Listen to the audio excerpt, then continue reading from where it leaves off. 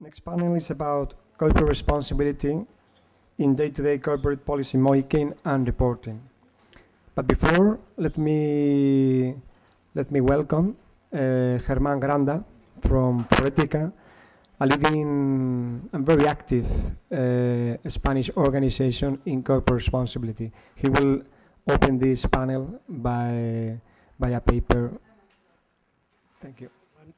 Y muchas gracias a DIRCOM y a todo el equipo que sé que ha visto detrás, Monse, Sebastián, Juan, que está promocionando desde luego de forma muy activa la responsabilidad social en muchos foros, especialmente desde la perspectiva de dirección de comunicación y yo creo con mucho éxito. Para empezar, quería que conocieran la historia de un músico al que la empresa United Airlines le rompió su guitarra hace unos meses. Chicago, I alerted 3 employees who showed complete indifference towards me. United, united, you broke my Taylor guitar. United, united, some big hill you are. You broke it, you should fix it. You're liable, just admit it. I should have flown with someone else or gone by car. 'Cause United breaks guitars.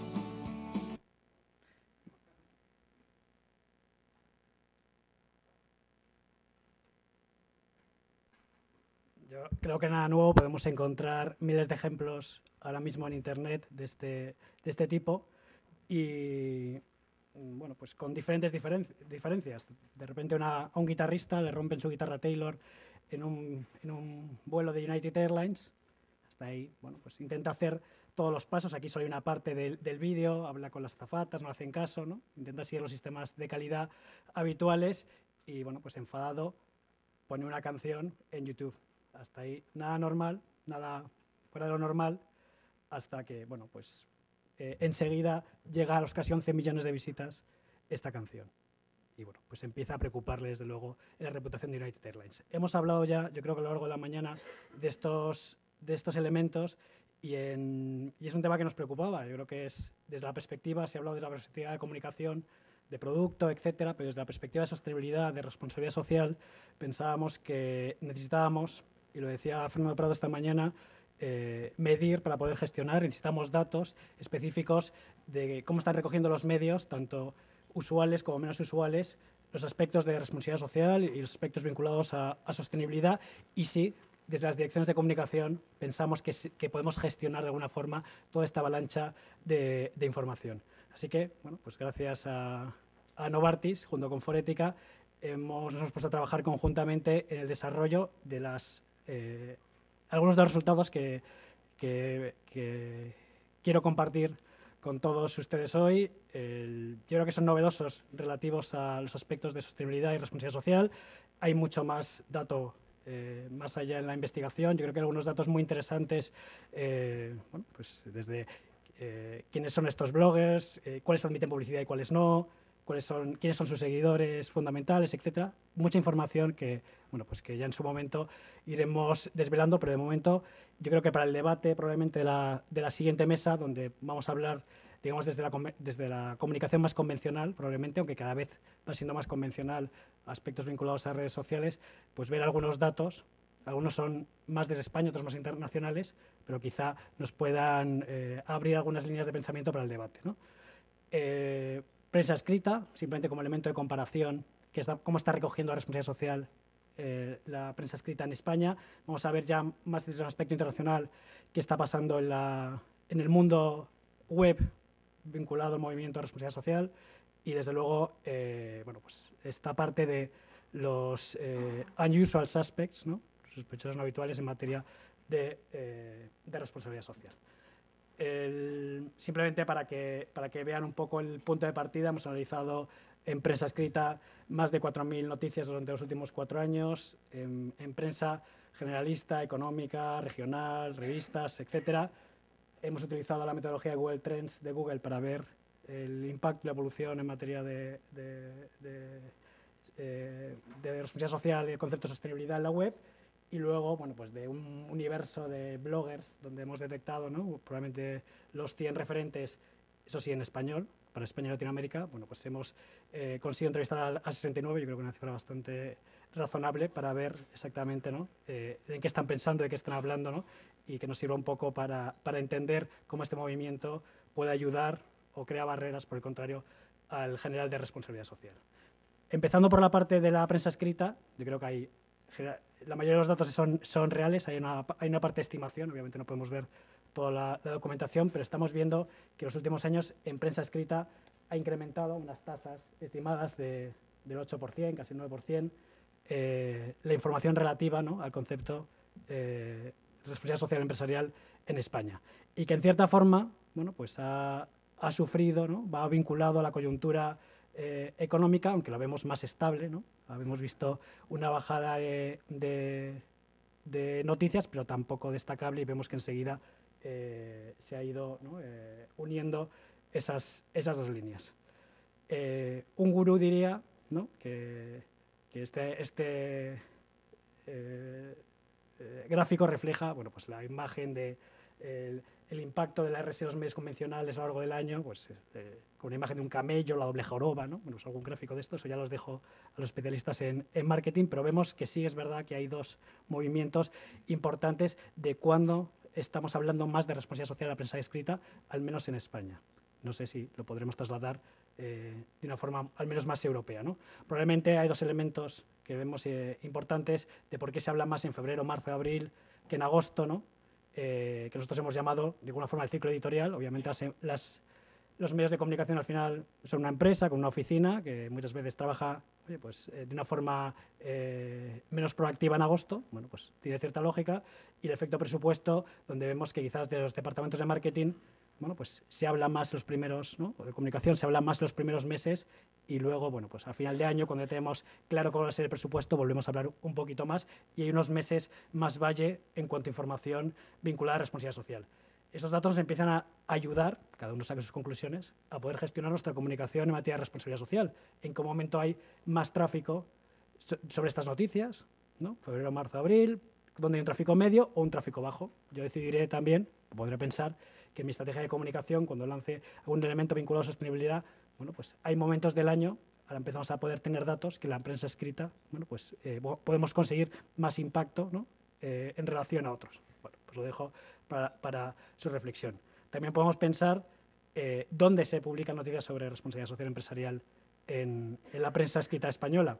Y vemos que la prensa económica es la que claramente lidera todo este ámbito, como no puede ser de otra forma, sobre la prensa generalista, incluso la regional, suplementos económicos, etc. Obviamente de este estudio sacamos, en España tenemos en torno a 4 revistas especializadas en responsabilidad social empresarial, las sacamos de este estudio porque no tiene sentido, porque absolutamente todos los artículos van de responsabilidad social empresarial, ¿no? Estamos hablando, desde luego, de cómo el otro tipo, la prensa generalista, tanto económica como de otro tipo, está tratando estos aspectos. Incluso podemos saber dónde se publica más en los últimos 4 años en materia de responsabilidad social.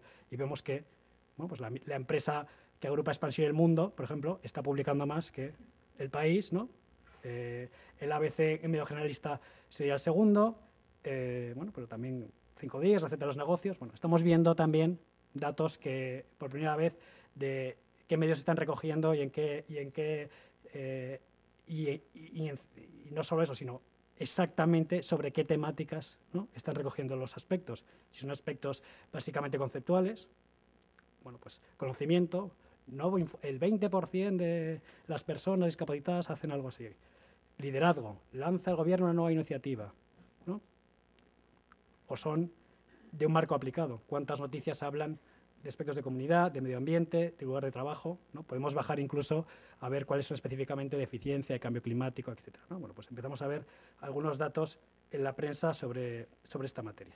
Pasamos a la web y vemos que, bueno, pues si está creciendo en la prensa escrita, esto ya es a nivel global, el concepto de RSE o CSR, ¿no?, y Sustainability son elementos, bueno, pues utilizando la metodología Google Trends, bueno, pues tienen cierta madurez. Si lo comparamos, especialmente hoy, ¿no?, con elementos rompedores como el iPhone, ¿no? Hemos visto cómo, fijaros, ¿no?, la capacidad de una persona en una empresa para poner a hablar al mundo, ¿no?, alrededor de un producto, ¿no?, algo que todavía ni siquiera hemos conseguido en torno a CSR Sustainability, ¿no?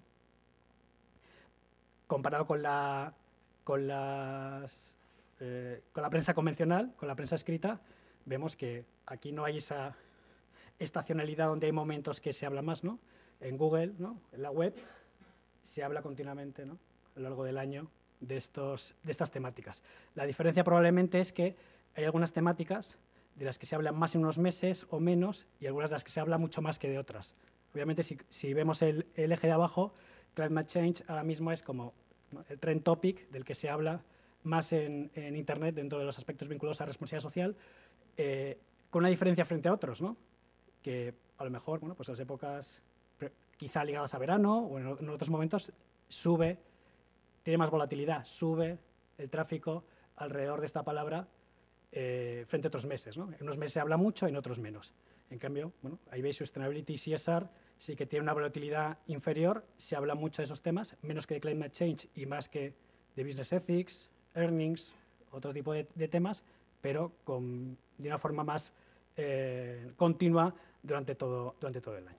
Y llegamos, ya para terminar un poco de poner el marco, la discusión del próximo panel, ¿no?, ligada, bueno, a cómo hacemos el vínculo, ¿no?, entre estos tipos de comunicación más convencional y menos convencional a estos medios no convencionales, ¿no? Los que llamamos nosotros, bueno, pues he puesto el AN, ¿no?, los unusual suspects, y la posibilidad, ¿no?, que probablemente tendremos que profundizar a nivel más global, de su efecto multiplicador y en qué personas, desde luego, están influenciando estos bloggers, tuiteros, etcétera, en materia de responsabilidad social. Bueno, pues encontramos que este efecto multiplicador por 1000, vinculado, desde luego, parecería, obviamente no son los 10 millones, pero a cuáles son el target, ¿no?, que son estos lead users, que son las personas que comentaba antes, ¿no?, parece que es Gianni,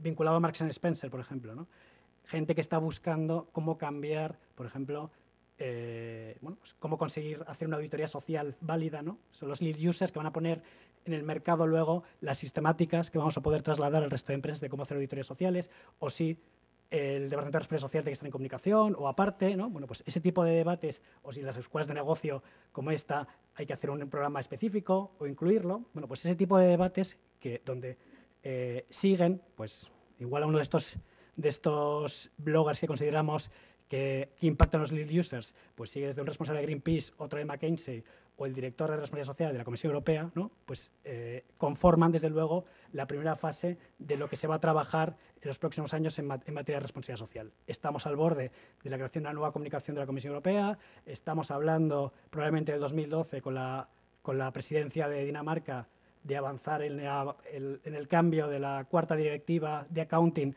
para incluir la obligación de comply or explain en los reportes de responsabilidad social. Bueno, estamos hablando de esas cosas que tiene que incluir un reporte, que están haciendo, ¿no?, los leading users o que están promoviendo. Bueno, pues tenemos una capacidad de influencia donde, sabiendo quiénes son, desde luego, tanto de una forma más positiva como negativa, podemos desde los equipos de comunicación trasladar algunos mensajes interesantes.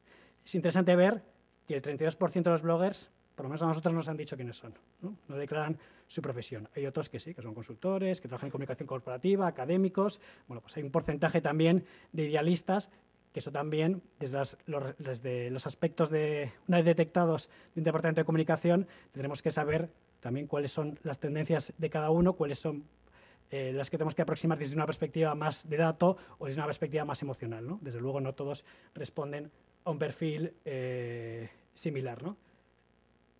Trabajando un poquito más sobre este punto, es curioso saber que los bloggers que la responsabilidad social no es su actividad profesional, son de alguna forma los más seguidos, ¿no?, por estos lead users de la responsabilidad social, ¿no? Con lo cual, yo creo que se abre un capítulo interesante, ¿no?, para antes de que se desarrolle todavía más, saber abarcar cuál es el contexto de esta comunicación menos convencional en materia de responsabilidad social. Encontrarán en el informe algunos datos que nos interesará mucho contrastar con qué está pasando en Europa o en otras partes del mundo. Ahí vemos muchos bloggers españoles, también de Argentina, de Perú, del ámbito latinoamericano. Desde luego hay mucho más movimiento en inglés en materia de responsabilidad social y bloggers muy potentes, desde luego, y con mucha influencia en, ¿no?, tanto en el Reino Unido como en Estados Unidos, Holanda o en otros países que trabajan de una forma relevante estos aspectos. Y también, bueno, pues algunos de los elementos que incorporaremos en el estudio, también estamos en un país de buenos vinos, ¿no? Pues aquí también podemos ver las buenas añadas de blogs de responsabilidad social, ¿no? Pues la añada del 2008, pues hemos visto que ha tenido una reproducción muy importante, y sobre todo el 2010 también, ¿no? Estamos viendo que están capturando también muchos usuarios este tipo de blogs. 3 conclusiones. Respecto a la RSE en prensa escrita, está creciendo, tenemos claves para gestionarla, o más claves, ¿no? Intentamos aportar más claves a través de este estudio sobre qué calendario, existe un calendario ahí, hay unas temáticas más fuertes o menos durante el año para poder igual manejar nuestros proyectos vinculados a comunicación. Hay una RSE en web que está llegando en temáticas a madurez, perdona, en impacto a madurez, pero donde hay temáticas diferentes, donde vincularme a un concepto como CSR o Sustainability es distinto al de Human Rights, ¿no? Ni mejor ni peor, pero incide en elementos que podemos pensar en cómo gestionar. Y luego hay un mundo de sospechosos inusuales en blogs, redes sociales, donde estamos descubriendo los perfiles. Algunos tienen potencial alto, tenemos que saber, como decía al principio, algunos es su actividad profesional, algunos incluso reciben publicidad de las compañías, algunos no, son idealistas que trabajan y tienen otro tipo de gestión. Bueno, estamos empezando a saber, desde luego, cuáles son esos perfiles y qué potencial de efecto multiplicador pueden tener y en qué tipo de audiencias capaces de generar algún cambio. Así que hasta aquí mi presentación, y simplemente recomendarles que la próxima vez que, cuando terminen una charla en un auditorio de este tipo, ¿no?, y bueno, pues si se acerque a alguna persona que en términos británicos diríamos que no es ni trendy ni sofisticado, ¿no?, sino que, bueno, pues puede tener una apariencia más desaliñada, como aquí Benicio del Toro o Kevin Spacey, pues bueno, que se pregunten si alguno puede ser responsabilidad social, un blogger de responsabilidad social, y eso le traten con cierto ojo. Espero haber despertado algún elemento para el debate, y Esteban, muchas gracias. Things start with a good idea, then they get institutionalized, you get organizations, and when you have large organizations, you run the risk of rituality. So oftentimes in CSR and CSR reporting, we have rituality. How to get around that? How can we deal with that? Can we go beyond that?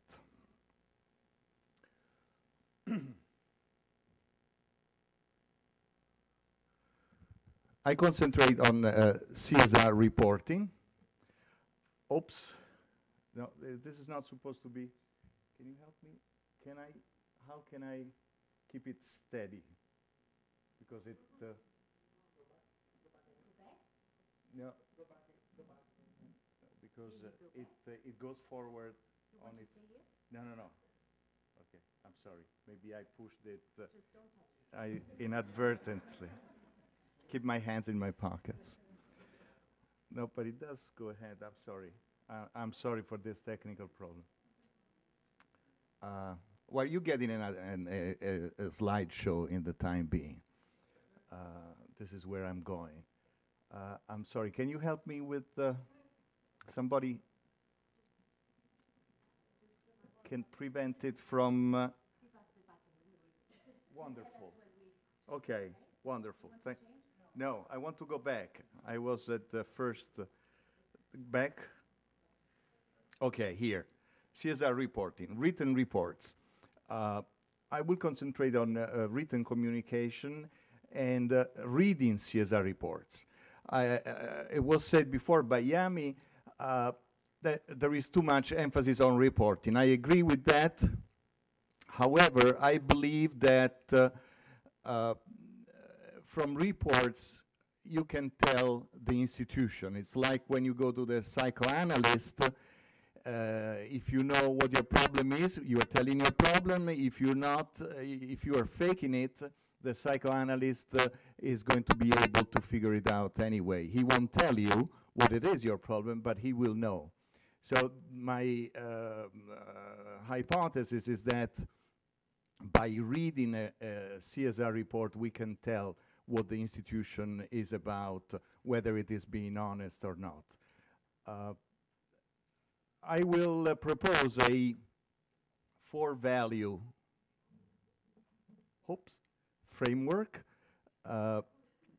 to analyze CSR reports and to write CSR reports. Well, no, we should go back. Okay, unknown stakeholder. The first value is the unknown stakeholder. Like the unknown soldier that has monuments all around the world, stakeholders, the vocal stakeholders are there and we know them. I think we should take into account the non-vocal stakeholders, the stakeholders that don't know they have a stake. And there are many of that. Think of the many institutions that have consumers as stakeholders or citizens as stakeholders, and oftentimes it is not worth their while to argue with the institution. The logic of collective action does not allow them to take arms against the sea of troubles and act, but they are there. So I think when analyzing a CSR report, we should think of those who are not taken into account in the behavior of the organization.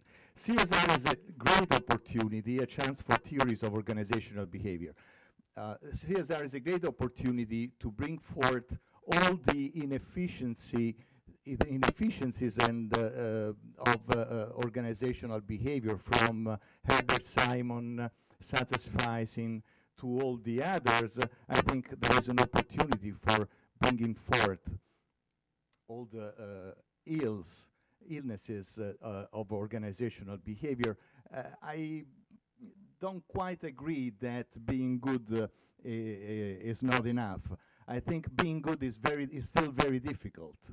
I think organizations are still, all organizations muddle through just by their inherent difficulties. So the my paradigm tends to prevent irresponsibility more than being better and being more good, if that is allowed grammatically. The second value is the value of disclosure. This is very well known, being open. I would think of it rather as a micro disclosure.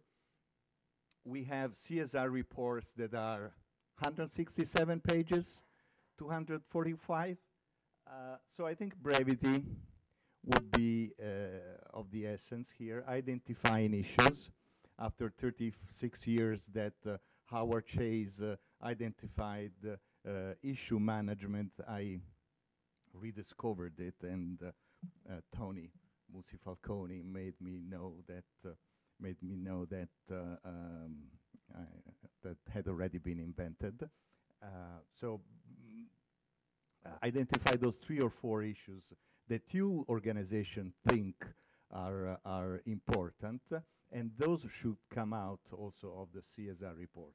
Doubt and vulnerability. Every once in a while, one could say that things didn't go the right way, didn't go the way it was expected. That's very seldom found in CSR reporting. Thank you very much for the third value is implementation. It's important to say what actually happened. It's important to say, to try to quantify things. It's not nice that I get a list of 450 KPIs in the CSR report without telling me the 2 or 3 that you think are important. Things are complex. So in organizations, here is a nice way to sharpen a pencil in an organizational fashion. Um, this appreciation for complexity makes us a little wary about indices and quick answers, surveys and the like. You, dear CEO, do you think sustainability is going to be important for your corporation in the next 10 years? What's the answer? Yes.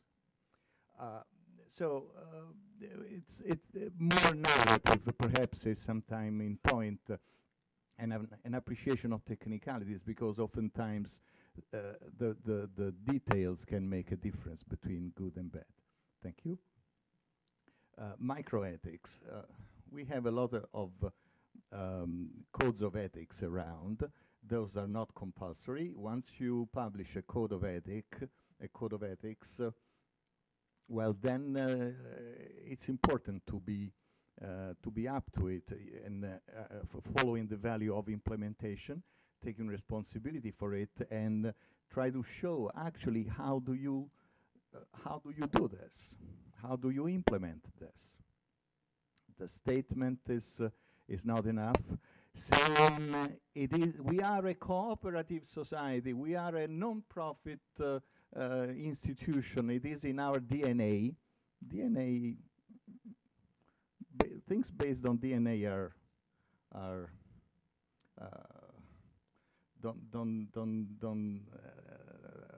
may not be very nice. Racism is based on DNA, so it's important to show how things are being done, and it's not problem-solving oriented. It's how in daily operations people are being even nicer to each other. That's not terrible. That's not impossible to be, and that is also an element of microethics, as opposed to big ethics.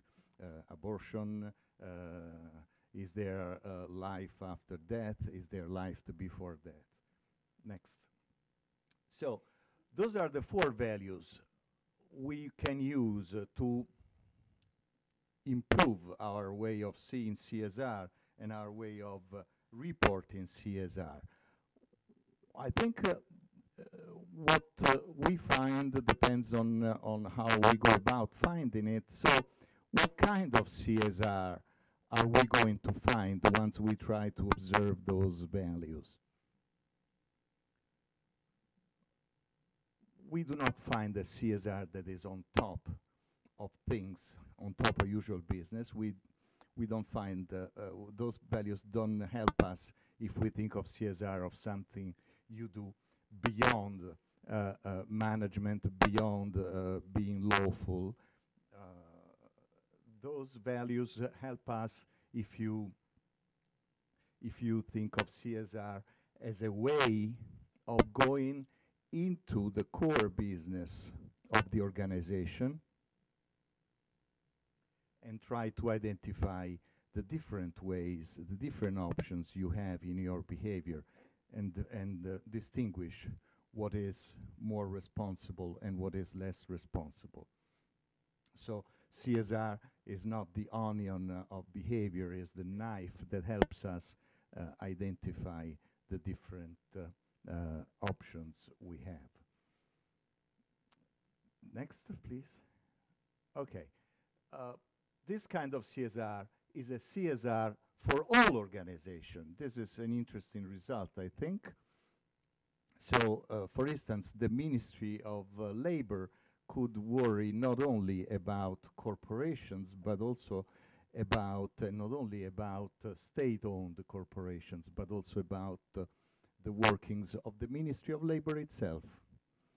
So we have noted that 50%, more than 50% of our economies is non-business, non-subject to competition. And what better instrument than CSR to give account of the workings of all the sectors that are not subject to competition to the people. So this way, if we define CSR this way, we can use CSR to analyze all the world of labor, all work. One report, reflexive function of PR. This is very important. The values and this kind of CSR sought for within the core business of the organization delivers us a strong importance of the sort of perhaps Cinderella function of PR, that is the reflexive function of public relations, that is the internal communication, the organization thinking about itself. When you have to put together this kind of CSR report, you go around the organization and elicit data and information and thinking about what you are doing. So, and the skills for reporting imply getting within the business. So communications and business, communication and business. This way, we end up. I hope I bring forth to the foreground values that were neglected, such as the value of competition. We oftentimes think of competition as something that is only cutthroat, and stakeholders that may not be there, but are there, competitors, government as an object, not only as a someone pointing to others as that ought to be responsible, but governments that are meant to be responsible themselves. More ideas, obviously, are in this book. Thank you very much. Es que toda la gente de Hila Norton habla español, pero hoy yo voy a hablar en inglés. So hello everyone, my name is Zsofia Lakatos. I'm managing director of Hila Norton Hungary, and also part of the Hila Norton CSR committee that is headed by Yami. And I'm also the vice president of the Hungarian PR Association. I was asked to talk about CSR in Central Eastern Europe, and this is going to be based on a book that my editor has been sitting on since February, but hopefully it's going to be published by the end of the year or early next year. The title of the book is Never Say Sorry, and I'm challenging you. Do you know what this means? Never say sorry, where it comes from. Does anybody know? Girls, you should know this. Love story, good, good, okay. There's this very old, very famous movie, Love Story, and you remember that the dying heroine says to her husband that loving somebody means never having to say you're sorry. So I kind of stole that sentence and converted it to CSR, saying being a responsible company means you never have to say you're sorry. Let's go on. What is this?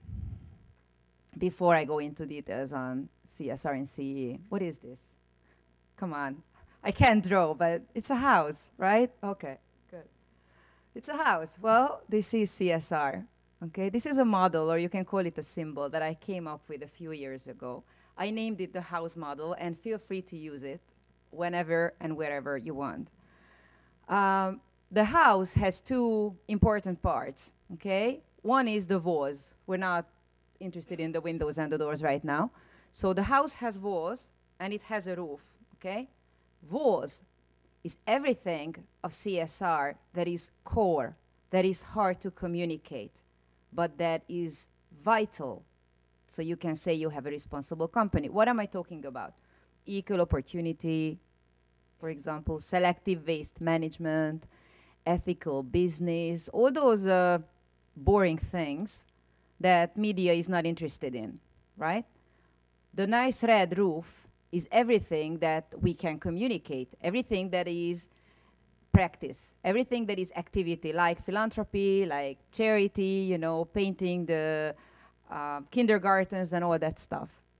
Why it's a house is because companies, this is my opinion, and some people may not like me because of that, companies are focusing more on the red roof. They're focusing on the stuff that is easy to communicate.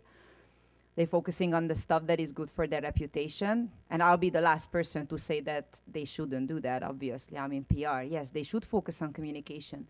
But if the walls of the house are not there or not strong enough, then that roof is going to fall on the ground. And when it does, you're going to have a real bad reputation problem. So that's the house model. And let's go on into Central Eastern Europe. The countries that we're talking about right now are Poland, Czech Republic, Slovakia, Hungary, Slovenia, and Croatia. You know, this is a very subjective category, Central Eastern Europe. Some people would probably put Romania in it. Some people would put Serbia in it. These are the countries that I put in it. Why? One is geography, two, history, three, these are the countries that I found companies usually regard as Central Eastern Europe. I'm fortunate enough to have two colleagues here from Slovakia and Poland. You didn't bring any tomatoes, right? No tomatoes, no eggs to throw at me. Good. All right. I'll be very interested in listening to, you know, their reflections about what I'm going to say, whether they agree on what I think about their country or CSR in their country. The purpose of this book, actually, this was written so that a businessman, woman in New York would get on a plane to fly to Budapest. This book is long enough to read during the flight. And the idea is to show to the people that we are one geography, but we're not one country. And we are not the same people. Copy-pasting doesn't work. Copying what works in the United States and doing it in Poland or doing it in Hungary is gonna backfire. Copying what you're doing in Poland and try to do it in Hungary is gonna backfire. Okay, so let's see why.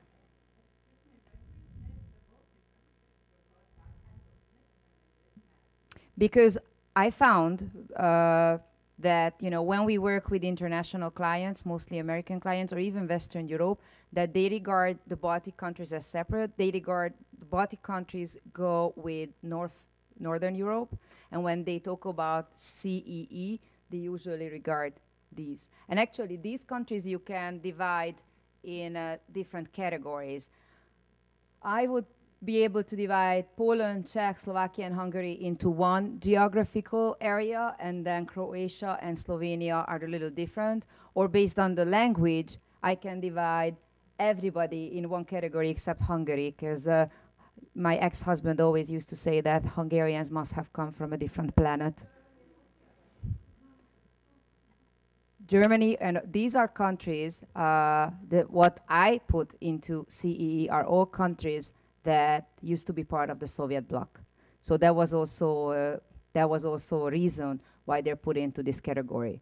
We were all part of the Soviet bloc, all got our freedom 20 years ago.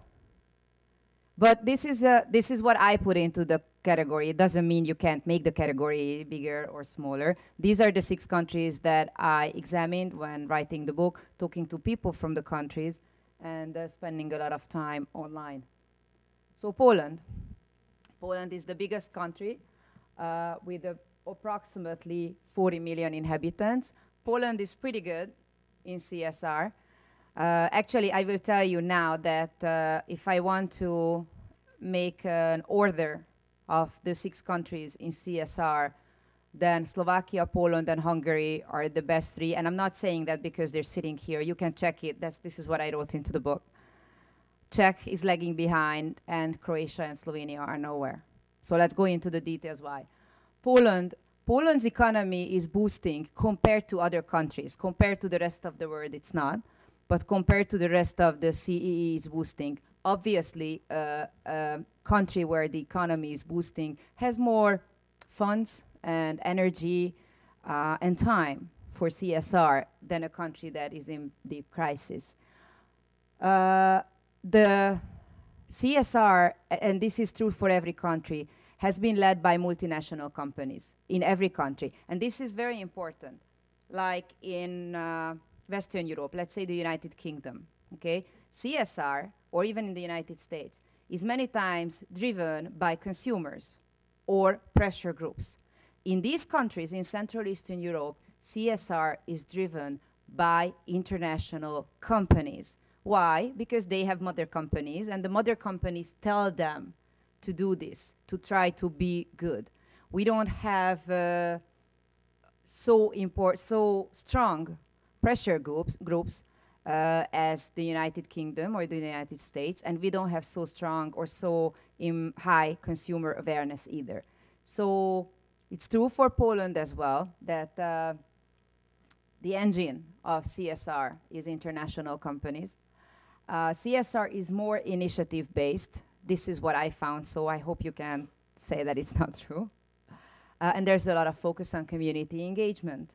NGOs are, they have room for development. I found other countries where NGOs were more developed, and NGOs are needed to foster CSR. If you have a country where civil organizations are not mature enough, then you cannot do CSR. The consumer awareness was surprisingly low in Poland. I hope it's changing. And in general, what I found was a lack of knowledge on CSR. There are some hot topics. Equal opportunity, for example, is a hot topic, and health issues are, especially cancer, is a hot topic. And I'm stopping here for a second to give you a case study. I hope you're not giving the same case study of GSK. GSK is a pharmaceutical company. GSK had a campaign, Say No to Cancer. It was about breast cancer. Huge, beautiful campaign, award-winning campaign. What they did, and why I'm telling you this, what they did is they had a competition for children in elementary and high schools saying, how would you persuade your mother to go to the doctor for cancer checkup? Because cancer in general is a taboo topic in Poland. In other countries it wasn't. In Poland, especially breast cancer was a taboo topic. So they brought the topic into the schools asking children, how would you persuade your own mother? And it was great. In Hungary, this would never work. It would backfire. You do not bring a topic like cancer into schools. You do not talk about the possibility of children losing their mothers. That's a no. Okay? It worked in Poland. Next country, Czech Republic. There are some institutions, there are some civil organizations fostering CSR, but they're not cooperating with each other. And I talked to a lot of people who mentioned that we just talk and don't do anything. So they said this about themselves. There is some government involvement, not enough though. Consumer awareness is low. Media awareness is low. Media just wants to make money out of it. That's in every country basically. That the media says, hey, you want us to publish your good news? Pay for it. So the role of media, the responsibility of media is an important topic. I think that maybe we will discuss later on today. Social media is developing. We've heard some presentations about social media that's developing, not just in Czech Republic, but everywhere. Climate change is interestingly a hot topic in the Czech Republic. And one more thing, quality. The Czech people are very picky on quality of products. So if you want to be a company that is responsible in the Czech Republic, then having good quality products, if you're a manufacturer especially, is a key issue. Slovakia is the Tatra tiger. I didn't give this name, but it is true. To understand Central Eastern Europe, how we work, how we live, and how we think, you need to understand our history, okay? We all earned our freedom, but Slovakia was a part of another country. It was two countries put together, Czech Republic and Slovakia, right? You all remember, were Czechoslovakia together, right? 1st of January 1993 was when the two countries separated. And before that, before they separated, there was I'm not saying there was a hostility between the two nations, but it was always the older brother, younger brother syndrome. The Czech people tended to look down on the Slovaks. So when the split came, the Slovaks wanted to show to the whole world what they're capable of, and they did a damn good job at it. And they did a very good job at it in CSR. When I did my research, I was astonished at the level that CSR was developed in Slovakia compared to the other CEE countries. So we can, you can probably say that maybe you're not satisfied, but compared to the other countries, it's great. And this all comes back to the fact that Slovakia really wanted to show that I'm not the little brother anymore. I'm a country of 5 million people, and I'm going to show to the world what I can do. So highly advanced, outstanding in CSR reporting.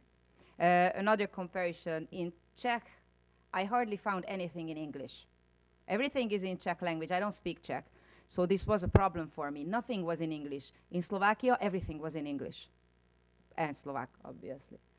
The NGOs are very active. Government has some room for development. The media was the most open-minded of all. The hot topics is environment, gypsies. And I'm sure we'll hear a lot more about hot topics. I'm not going to go into detail. Okay, Hungary. Well, I could talk about this for a long time, but what you need to know about Hungary is the crisis really inhibited the development of CSR. I think that we've done a lot of nice things. I personally was involved from the beginning in fostering CSR in Hungary, but the crisis came and budget cuts came. And the biggest problem I see in CSR in Hungary right now is about the red roof. And this is why I showed you the house model in the beginning. Companies are too focused on the red roof. They're too focused on doing different initiatives. They're not going down to the core. They're tending to forget that after all, CSR is a way of thinking. After all, CSR is the way you manage your business.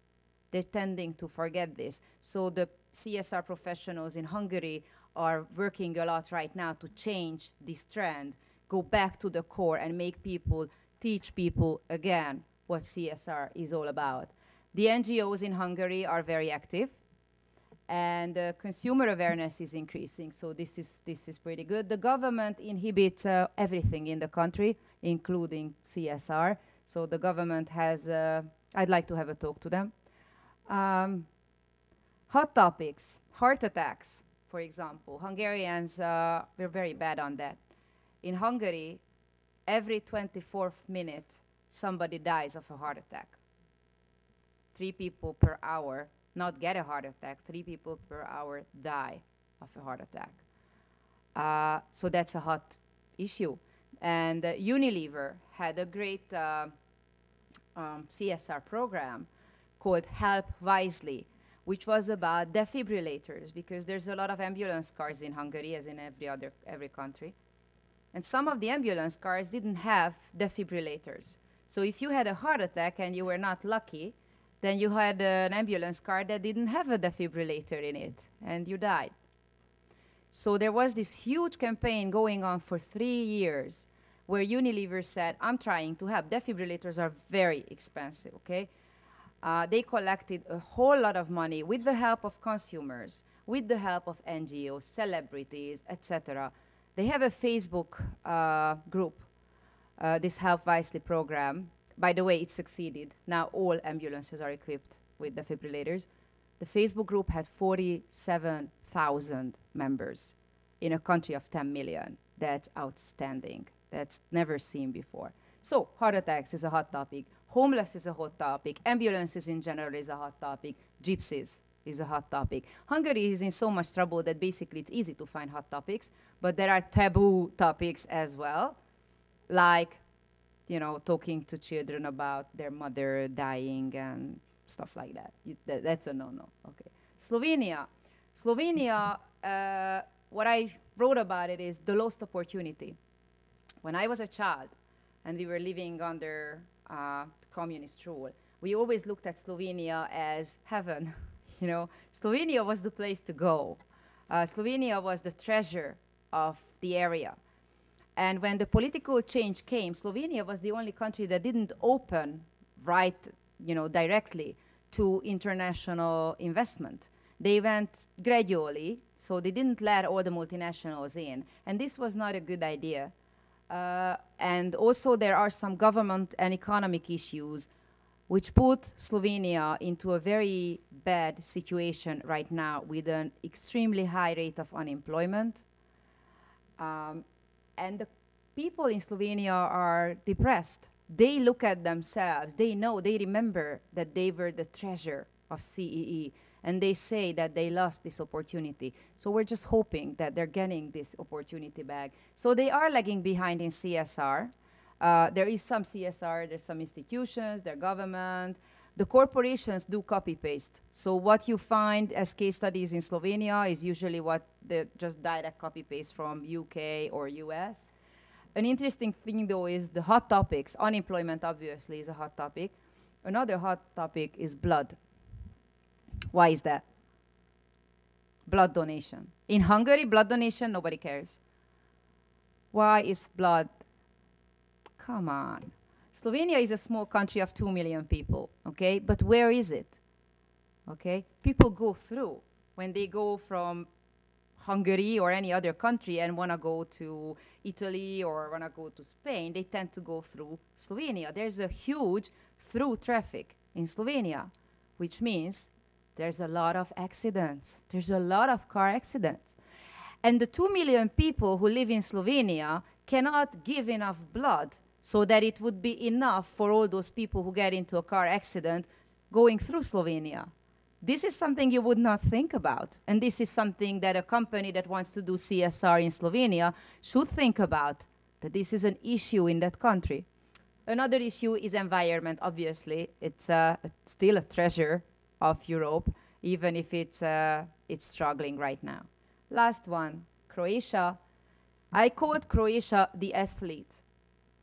Croatia, in my mind, is the athlete that got stuck at the start line. And it's an athlete that has the potential to beat everybody else once it actually gets into motion. Why is that? Because when we were already working on our CSR in the other countries, Croatia was still in a bloody war. A war that lasted for 4 years. We all fought for our freedom. Well, some of them just fought in the parliaments, but Croatia actually had a war, okay? I don't know how much you know about Croatia. I don't know how much you know about what happened in that part of the world, but I can tell you it was nasty. So obviously a country that was fighting for independence didn't care much about CSR. So they have about, I would say, 5 to 10 years disadvantage to the other countries. Obviously, the economic development was hindered, but the multinationals are there. It's still underdeveloped, but the international companies are there. They are the drivers of CSR, and there are some individuals and some small NGOs that are doing a remarkable job, and this is why I think that they have a big potential. Right now, the consumer awareness and media awareness is low. The hot topics are tourism, obviously, and environment. If you are a company that wants to do something for CSR in Croatia, I suggest you deal with the dolphins, okay? They have dolphins in the sea. Why are dolphins important, besides being cute animals?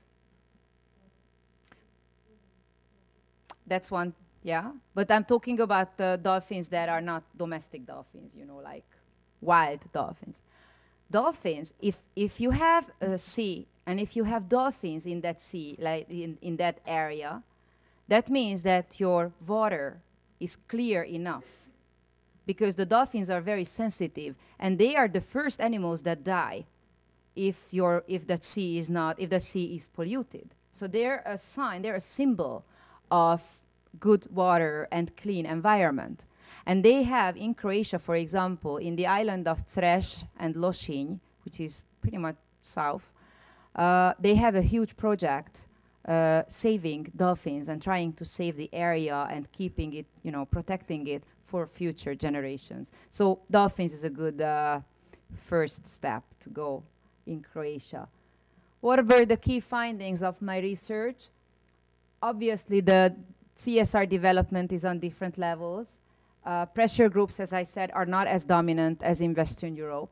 Consumer awareness is low. We do not benefit responsible companies when we make our choices with our money, when we buy stuff in the store, but we punish the bad companies. That is a very interesting thing about Central Eastern Europe. So we tend to punish, but we don't, buy more just because a company is responsible. But this is changing. In 5 years, it's gonna change. There are large differences in hot topics, as I just said, and there's differences in taboo topics as well. And there's also some rules of thumb, and this is my last slide.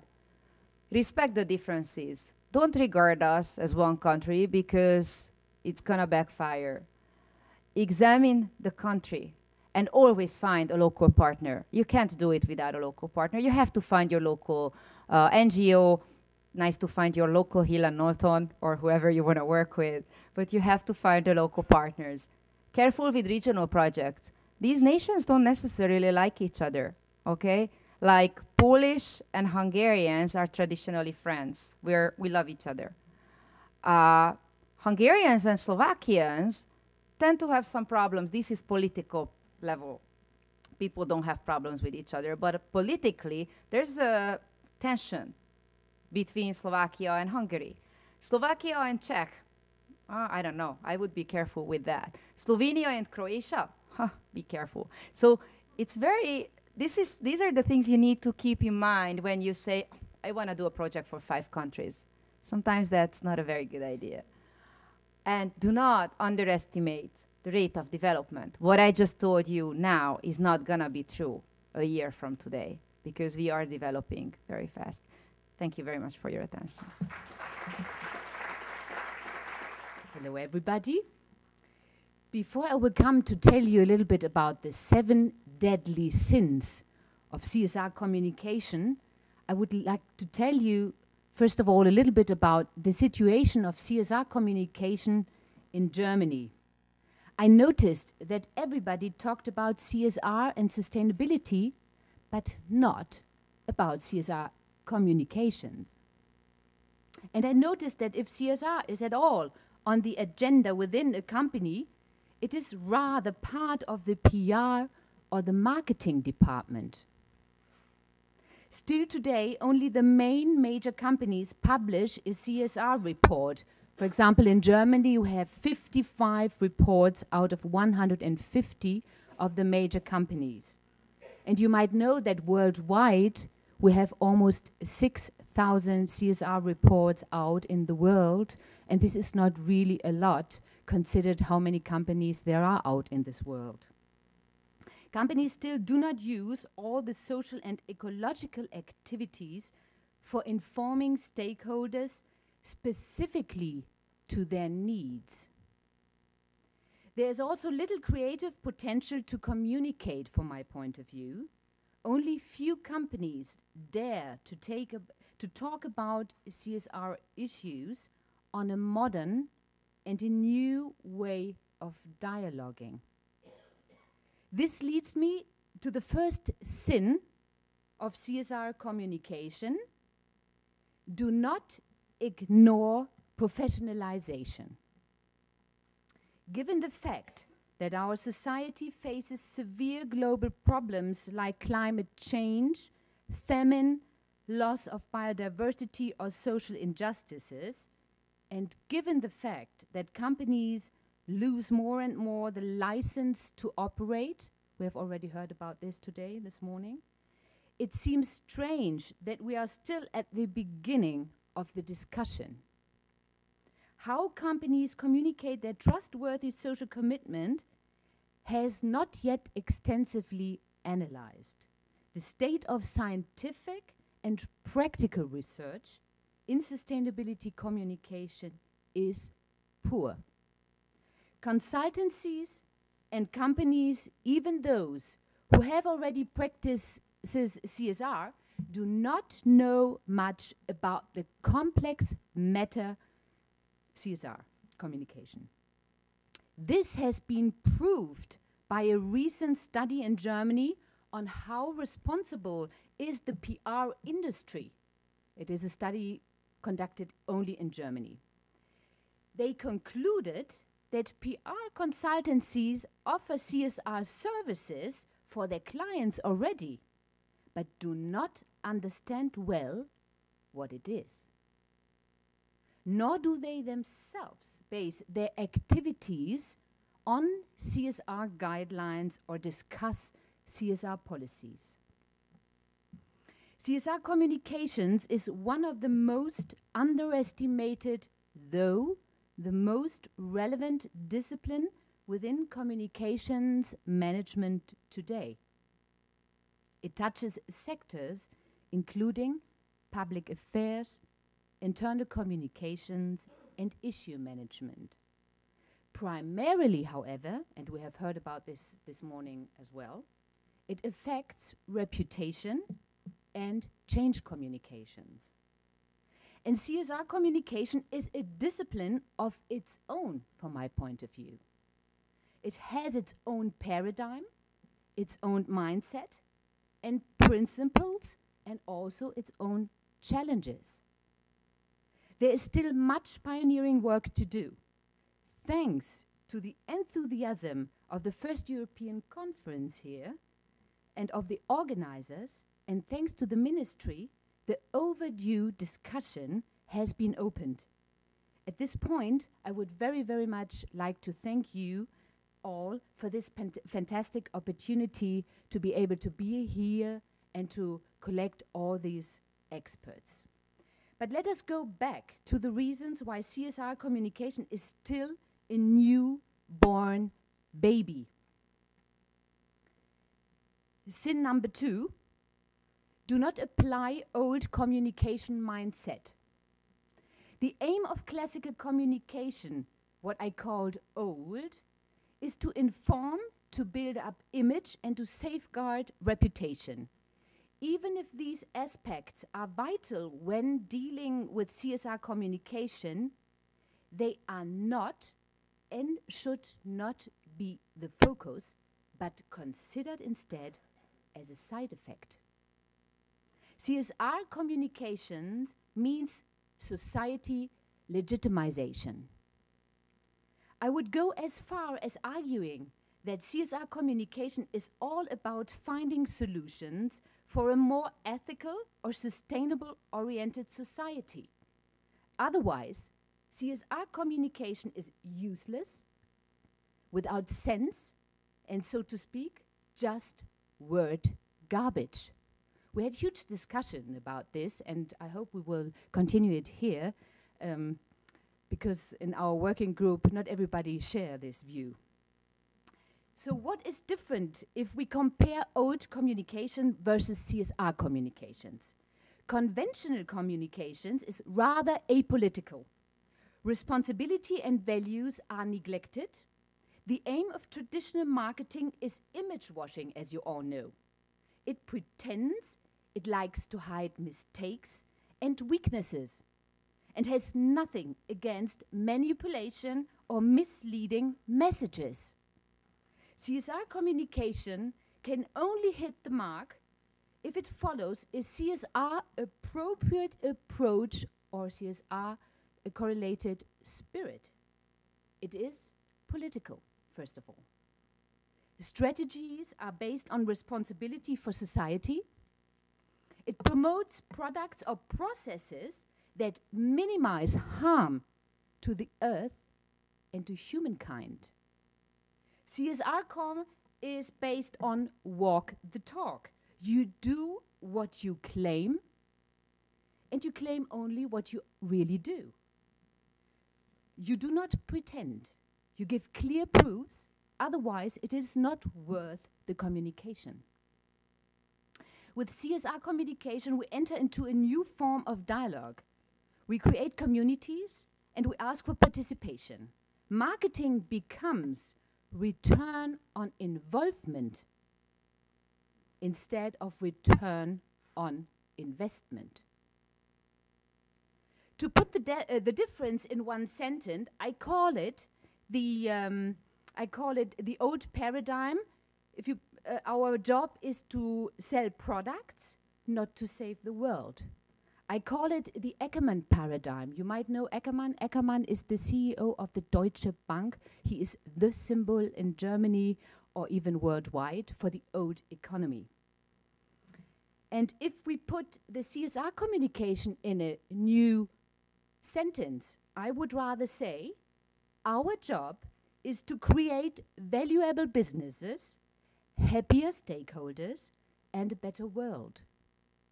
This I call the Lowry paradigm. Lowry is the co-founder of a typical LOHAS company, very CSR-oriented in America, of Method.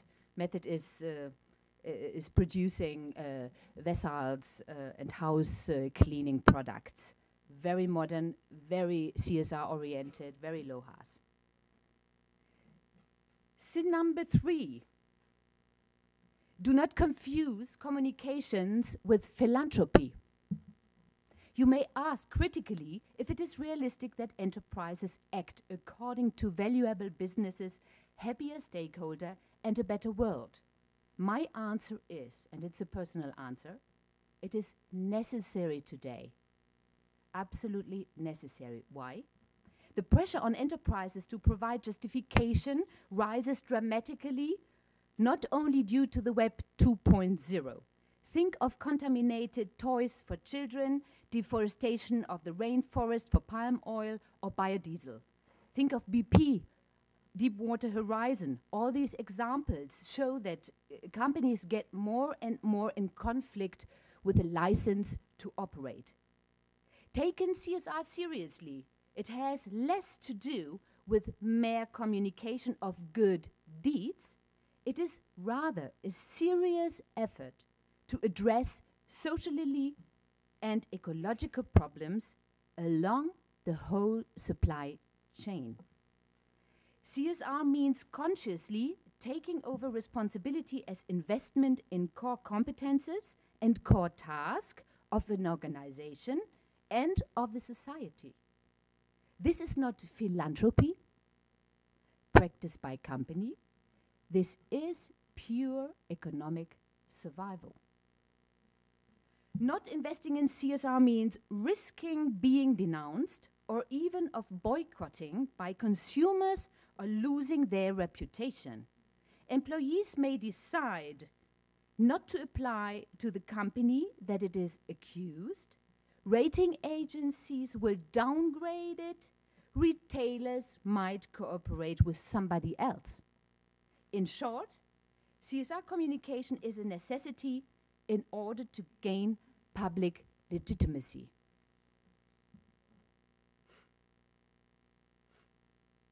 Sin number 4. Do not follow the traditional role of the communications managers. Communicators propose and implement, they work on the image, but we barely practice, we as communicators, we barely practice in the strategic design. CSR communicators, though, have a highly strategic role. They build trustworthiness and confidence, main principle of CSR communications. They promote the dialogue with stakeholders. They analyze socially relevant expectations and developments, launch respective internal processes, and optimize them. Communications managers are the moderators of company or management-wide processes and therefore a natural main interface to an effective and integrated CSR management. Also this, in short, they are not merely a reputation and news manager, but an all-round strategist, innovation manager, change agent, and a critical supervisor who creates new structures, processes, and imparts values. Sin number 5. Do not waste your CSR potential with greenwashing. Greenwashing is marketing claims or PR activities for products, companies, or political strategies that mislead or pretend to be green. Mainly non-governmental organizations argue that companies do it on purpose in order to gain market shares and to hide unsocial and unecological commercial practices. But the reason is, this is also my personal point of view, that companies lack understanding of the complex issue CSR. And it causes severe damage, the greenwashing.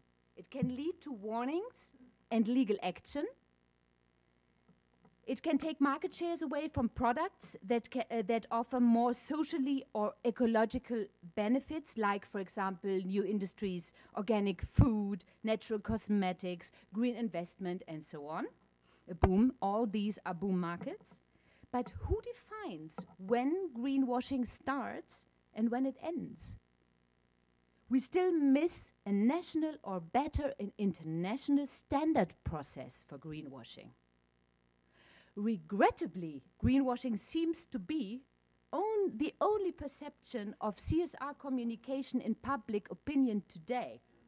This damages also very much our own profession, and we really have to do something against it. Sin number 6. Do not believe that CSR communications is marketing.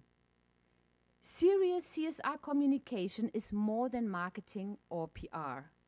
It is not primarily to do good and talk about it.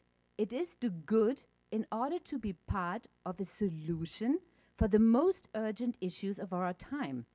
It is rather the beginning of a steady commitment. Reputation and image is a positive side effect, but it is not at the core of the CSR concept. It affects all departments of a corporation.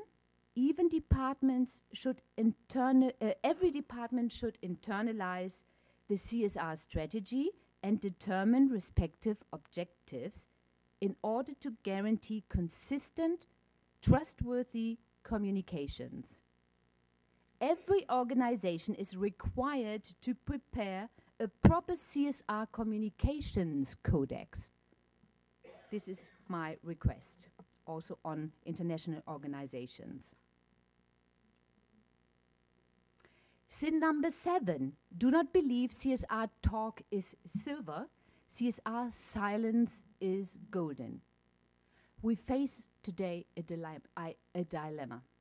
Enterprises practice CSR, but they are reluctant to talk about it.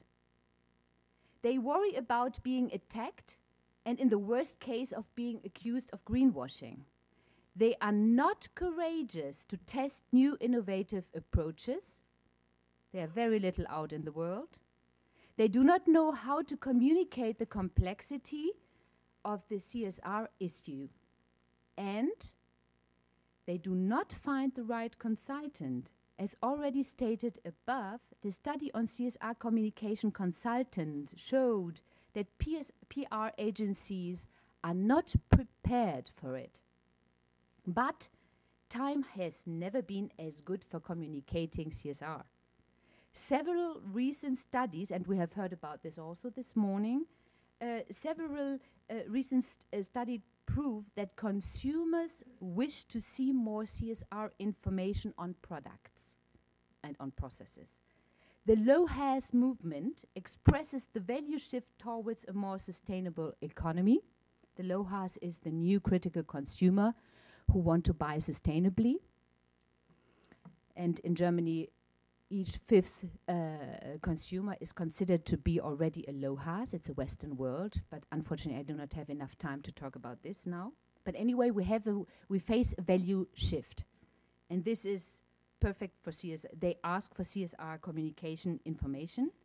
And additionally, since 2006, we face a boom in the development of CSR topics in the media. Special interest magazines, television programs, internet portals, and broadcasting addressing CSR issues, both at national and international levels, are coming up. Even new instruments like, for example, smartphone application. This is always my favorite example or best practice example. That's because this smartphone application, it is a German thing. It is built in Germany. You can scan a product code and give simple information on companies' sustainability rankings. And activities make sustainability communication a mass phenomenon. And it will put companies further under pressure to report. These are new instruments which are coming up, and I'm looking forward to it because we need new instruments in order to put companies more under pressure to report. So, is there a future for CSR communications? Can we come to paradise with CSR communication? Well, the pressure on companies to report on supply chain, manufacturing condition, or the use of resources will grow. The importance of professional sustainability communications will increase. Companies will be more courageous in spreading CSR messages. The importance of a brand will decrease. It will be interesting to discuss with my colleagues about reputation and the importance of a brand. It will rather be the trustworthy communication that becomes the differentiating criterion of a brand, from my point of view. And what I will count in the future of a brand are the stories about the product, about a company, and its commitment to society. NGOs, non-governmental organizations, and stakeholders will be the dialogue partners of the future. The importance of labels and certificates will increase because they increase the credibility of a product, of a brand. And there's one positive aspect of the greenwashing debate we are facing now. It is the birth of CSR communication.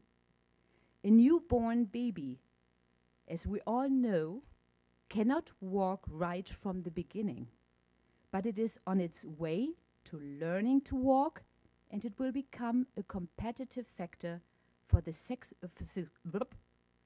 successful organization of the future. Thank you very much.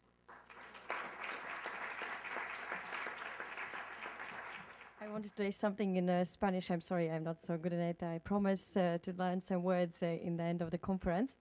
My name is Agnese Alksne, and I'm representing today two organizations. One is Employers Confederation of Latvia, another one is Public Relations Professionals United in Latvia. I'm the member, but most of my time, what I spend there, I'm going to international conferences, and after that being a multiplier for the other rest of the members. So the information what we having here, it's really creative, and I wanted to totally reorganize my presentation because the thoughts and the responses what I would like to give to my panel members, it would be really great discussion. But I try to be really short, and before I start, I would like to ask you to raise the hands who are employees and who are employees. Who are employees as working employees? Working employees for employer. Okay, who are employers? Okay, then you will not like it. Little bit about Latvia. We had a really great presentation about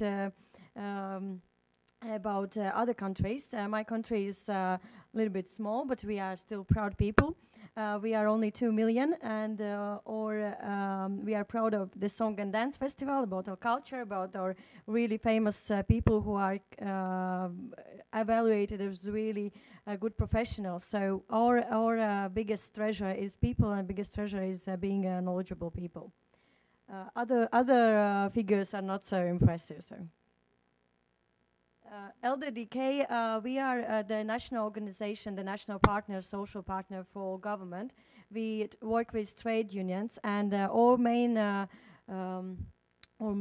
duty is to make sure that all the policies and all the local acts, legal acts, what are discussed in a government is being proper.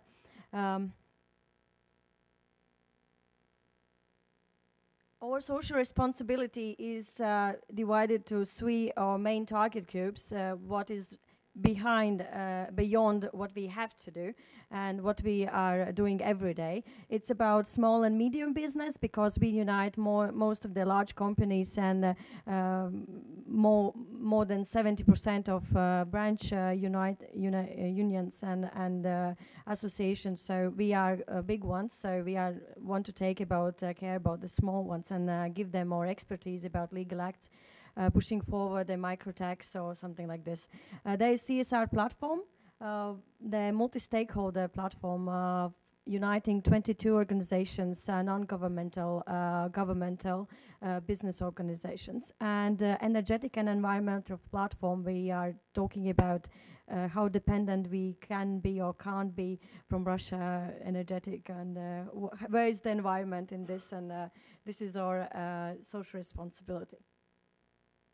We are also represented in Business Europe, what is our big mother company umbrella, not company but organization. We are participants in BIAC, OECD, and International Employers Organization members, and represented at International Labour Organization. And we are focal point in a UN Global Compact, a lot of work. Why I mentioned these international organizations? Because discussions about CSR and about standardization, most of it, and the impact of international trade is discussed in these organizations, and we are a part of it, so we are close. As I mentioned before, we have the CSR as a policy we have set up only 3 years ago. This is a memorandum was signed in 2010, but we started to talk about it 3 years ago. Of course, we had some charity, philanthropic, other campaigns, and multinational companies as engine of this movement have made some effort. But the real policy and that we say that we want, the business wanted, it was not on the place. So we did it, and we united, and still there are organizations interested, like Ministry of Foreign Affairs. They want to put us in the agenda of their action about OECD, because after the multi-stakeholder new guidelines, they need to have some kind of policy in the national level. So we are there, we are already being proactive, and it's fine. What coming out of the memorandum, there is a real action. There is education program made. There is CSR policy and recommendations for legal acts. There is some improvement. There is sustainability index. It's a methodology of business.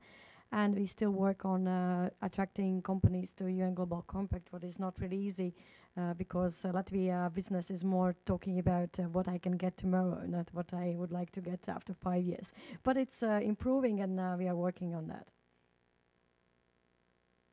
Why companies in Latvia are interested in CSR? Just few points to fulfill regulations. As it started in every country, most of it, it's stock exchange market, what ask for the non-financial information. They want to raise the trust of being in a part of supply chains, what they are in the international markets. Added value entering the new markets, as the priority of Latvia government is to be more exporting oriented. So we need to introduce ourselves in other markets, and this is the good chance.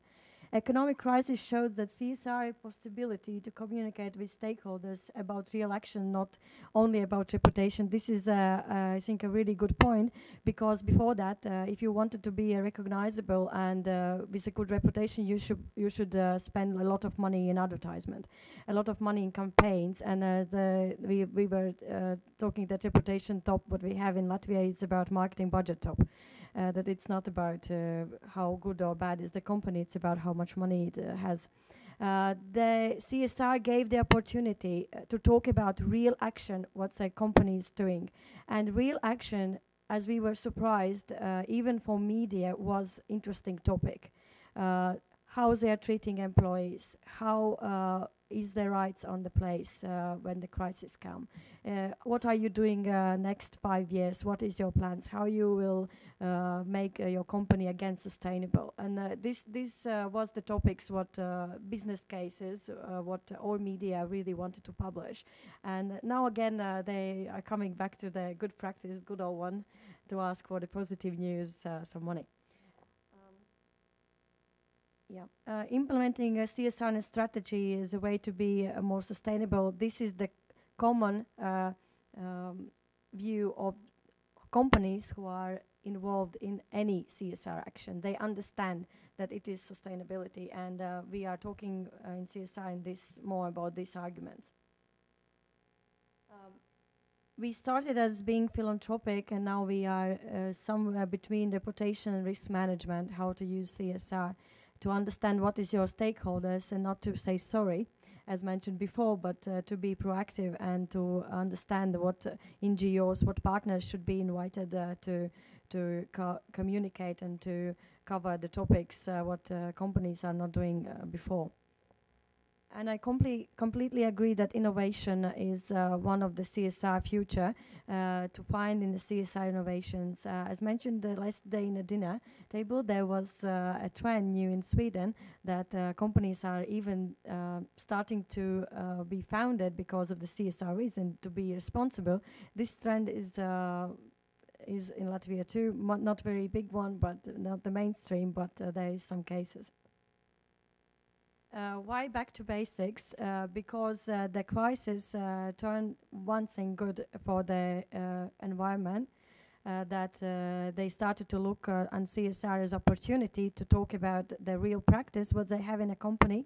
But from the other side, the basic about being about fair trade, about paying taxes, about business strategy, and about what we do beyond the law. This come again an issue because in Latvia we have now the trend not to pay taxes because we don't trust the government. This Monday we started a campaign, a social responsible campaign in LDDK. Nobody knew that we were that who did it. The campaign is still proactive, and it's still on discussion, and we don't know about the outcome, what will be. But we invite people to think about what influence they have on their own lives and on the state when they are not paying taxes. It's not only about companies anymore, it's about people values and people understand if it's good or bad. Yeah, that's what is going on. What we did to support the fair competition before, we have a statement signed between Parliament and LDDK to reduce shadow economy, what I mentioned before. It's grey economy, called in other statements. Result is that legal act for public purchase support companies paying average salaries to their employees. This is a big issue discussed for many years, and we did it in 2010. Ministry of Finance prepares a reduction plan for grey economy, comes up with the company's white list or black list. We are still in discussion, but this is things what the government are involved in, what we are trying to do to support the fair competition. Business strategy, lessons learned. As mentioned before, the CEE countries and Baltic countries, I can say, I think, the same, that we are adopting Western mother companies practice, and we have learned a lot. And we have good practices in HR management and quality management. Need to be improved, of course, this middle and long-term planning and strategic thinking, and so we can evaluate progress better. About voluntary actions, of course, it's government supports the companies who are going to charity. 85% from income tax have a discount for this money what you are putting on the society. That's a good practice. It was in the crisis time reduced to 15%. Now it's back, and we are happy for that.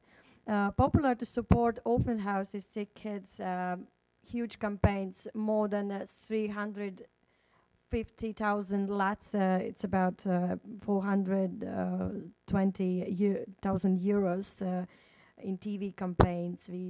People are in charity so much, but business, what it's doing, they are more looking at the charity as a place to talk about their brand and the reputation. Marketing peer activities, less responsible business decisions. We are in this study program. What we do for the business, one of the topics are how to make strategic decision to invest in society, thinking about the partners and the future kids or the families, maybe to change the strategies. Need to be improved, as I said, strategic decisions about investment in society. What we are communicating for the reports, the nice journals and the books, financial reports, because it is asked for the legal act, stock exchange reports because it's rules, environmental reports because it's legal act, and there's only separate reports on company CSR activities. Basically, they are because of the request of mother company. Basically, they are in English and not communicated to the stakeholders what should be. Sustainability index, the place where companies can talk about the good practices. It's a progress evaluating methodology.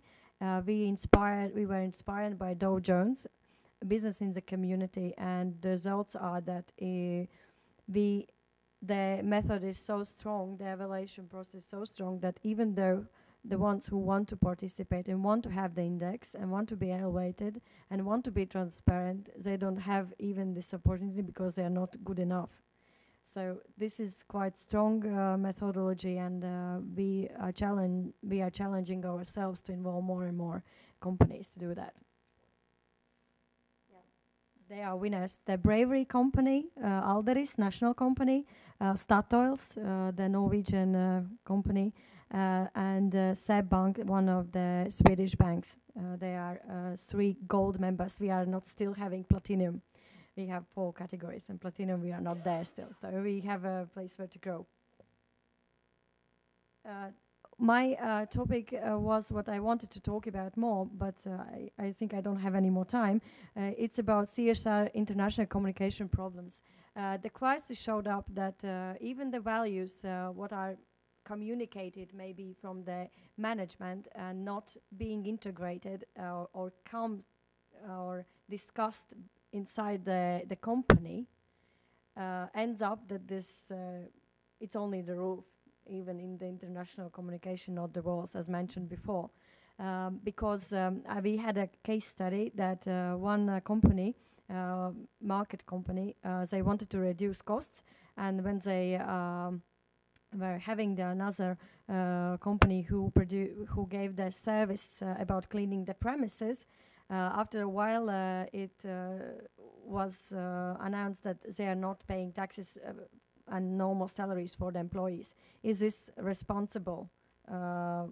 Is this being responsible? And it is. These decisions are in the place when we have to talk about responsibility. Do we have to talk about it? Do we have to evaluate the suppliers? I think this is the next topic what will be discussed, and I think, I don't know if I hope, but I think that it will be in the legal acts or somewhere else stated that we should think about what kind of suppliers we have. Yes, and that's why there are dilemmas, how far CSR affects business decisions, and should CSR be involved in marketing and sales decisions.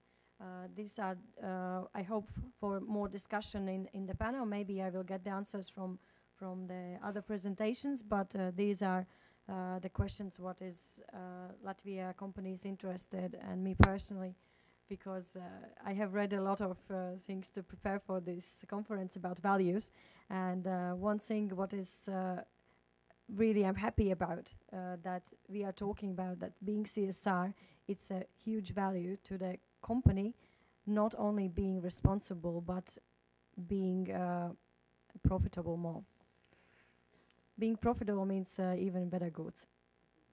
So, thank you very much for your attention, and thank you for the Spain.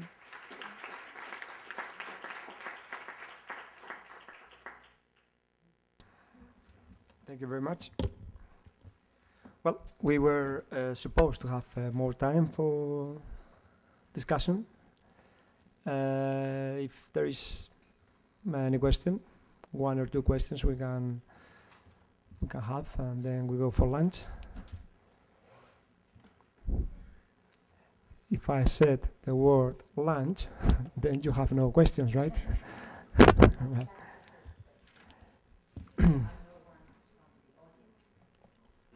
Yes, go ahead. Zsofia, I would like to ask you, you said the campaign breast cancer would not work in Hungary, only in Poland. I would rather know, why is that so? Because of the taboo topics. In Hungary, it's very... Hungarian parents don't like if companies go into elementary schools. I have 2 young children, and I would be very offended if any company would target them through their schools. And I'm very offended when they do. Sometimes they do. That's one thing. I wouldn't want a pharmaceutical company to target my children. 2 is I wouldn't want any company to bring in the topic of death into high schools. Now, it's actually an interesting question because we are just starting a campaign on life-saving. Now, that's about death as well. You know, teaching children that if somebody collapses next to you, besides calling an ambulance, what is it that you can do? And what we're fighting for right now is to put it into the curriculum of the children in not necessarily elementary, but high schools. You know, first aid, basically. In the United States, it's in the curriculum. In Hungary, it's not in the curriculum. So right now, companies are teaming up to put this into the curriculum. This is a long battle. So that's okay. But to actually bring the idea of cancer into the schools is a no-no. Okay. Last question, because lunch is already served. Just a quick comment for Martina, as you are raising rightly the topic of agency competencies on this area. And as I noticed that there are many students also here present, is that what we see at Hillenauton, for example, corporate responsibility, sustainability is the #1 topic every young people They want to get a job at Hillenauton, but they have a dream image of it. Yeah.